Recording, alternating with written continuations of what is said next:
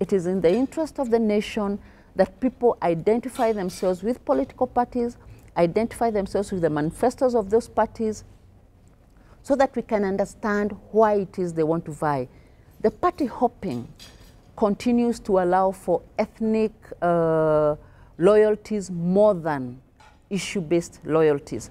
If you are serious, if you seriously belong to a political party because you believe in what that political party stands for, you would want to hang on to that party up to the last minute.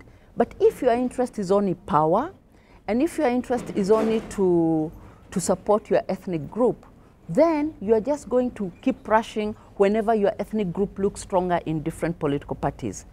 So my prayer is that Parliament does not succeed in amending the law.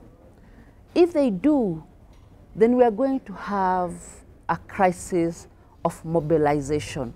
Citizens are going to have a crisis of supporting parties and supporting candidates. We ought to be fearful that we are not actually going to be able to deal with this ethnic politics as we have been trying to deal with them, because it means nobody cares for political parties. It actually makes, say, the political parties act irrelevant, because why did you join a political party? Why did we insist that a membership list has to be submitted by 30th of April for a party to be registered, if only just before election everybody keeps hopping from those particular political parties to others?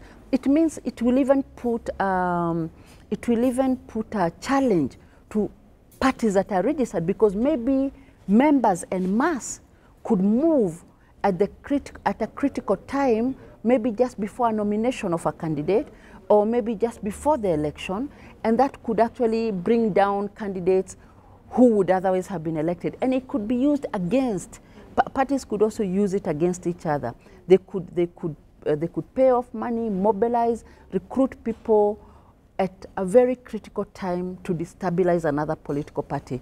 So then the whole issue of having the Political Parties Act then is useless, because why have an act where we have insisted that a party has to have a minimum of 24,000 members when all those members can move 2 months before elections or a month before election? Why should we then have why do we have political parties then in the first place?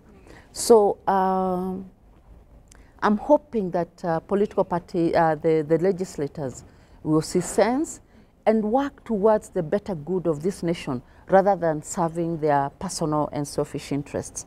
Party hopping should no longer be an option within a given period, and 90 days is not a bad period for a country that needs to be more confident as it's going into an election, as it's going into these elections. So we just, we'll keep monitoring as the day goes by, but our position is that it should not be changed.